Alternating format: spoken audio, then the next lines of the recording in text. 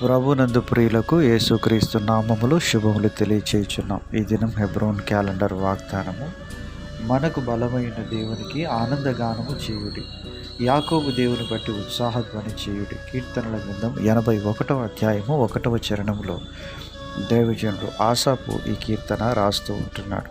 ప్రియమైనటువంటి దైవజనమ, మరి దేవుడే మనకు బలము ఆధారమై ఉంటున్నాడు. దావీదు ఆరాధిస్తున్నాడు, యెహోవా నా బలమా.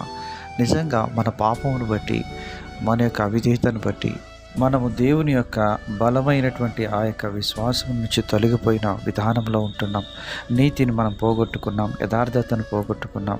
అందుకనే భక్తిహీనుల కొరకు, బలహీనుల కొరకు యేసుక్రీస్తు ప్రభువారు సిలువలో క్రయము చెల్లించటం ద్వారా క్రీస్తు యేసునందు తిరిగి మనల్ని దేవుడు బలపరుస్తూ వచ్చినట్లుగా చూస్తూ ఉన్నాం. 32వ కీర్తన 11వ చరణంలో అంటున్నాడు దావీదు, నీతిమంతులారా యెహోవాను బట్టి సంతోషించుడి, ఉల్లాసించుడి. యథార్థ హృదయులారా మీరందరూ ఆనందగానము చేయుడి. నిజంగా మన నీతి, మన రక్షణ, మన విమోచన ప్రభు అయిన యేసుక్రీస్తు వారే. యేసుక్రీస్తు ప్రభువారే మనకు నీతిగా ఉంటున్నాడు. ప్రియమైనటువంటి దేవుని ప్రజలారా, నీతిమంతుడు లేడు, ఒక్కడును లేడు. అందరూ ఏకముగా పనికిమాలిన వారి త్రోవ తప్పి ఉన్నారని దేవుని వాక్యం సెలవిస్తుంది. యేసుక్రీస్తు ప్రభువారు నీతిమంతుడిగా, ఆయన నీతి మనకు విశ్వాసం ద్వారా ఆరోపిస్తూ వచ్చినట్లుగా మనం చూస్తూ ఉంటున్నాం. 33వ కీర్తన 1వ చరణంలో అంటున్నాడు, నీతిమంతులారా యెహోవాను బట్టి ఆనందగానము చేయుడి, స్తుతి చేయుట యథార్థవంతులకు శోభాస్కరం.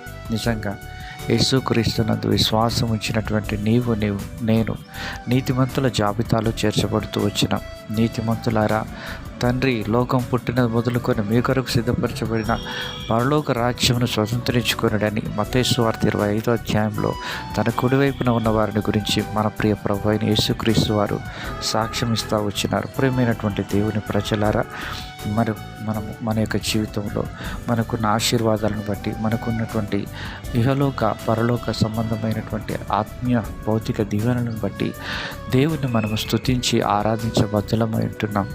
దేవుడు మనకు బలమై ఉంటున్నాడు కనుక ఆయనను ఆనందంతో మనం ఆరాధించేటువంటి వారంగా ఉండాలని దేవుని వాక్యము సెలవిస్తూ ఉంటున్నది. అంతరంగంలో బలవంతులైనటువంటి వారు భౌతికమైనటువంటి విధానంలో ఎంత బలహీనమైన పరిస్థితుల గుండా వెళ్ళినప్పటికీ వారు కృంగిపోయి నిరాశ చెందేవారుగా ఉండరు. పౌలు గారు అంటున్నారు, బాహ్య పురుషుడు కృషించుచున్నప్పటికీ అంతరంగ పురుషుడు దినదినం బలాభివృద్ధి నొందుచున్నాడని దైవజనుడు పౌలు గారు ఆనందగానం చేసేవారుగా ఉంటున్నారు. అలాగా మనం కూడా ఉందాము గాక.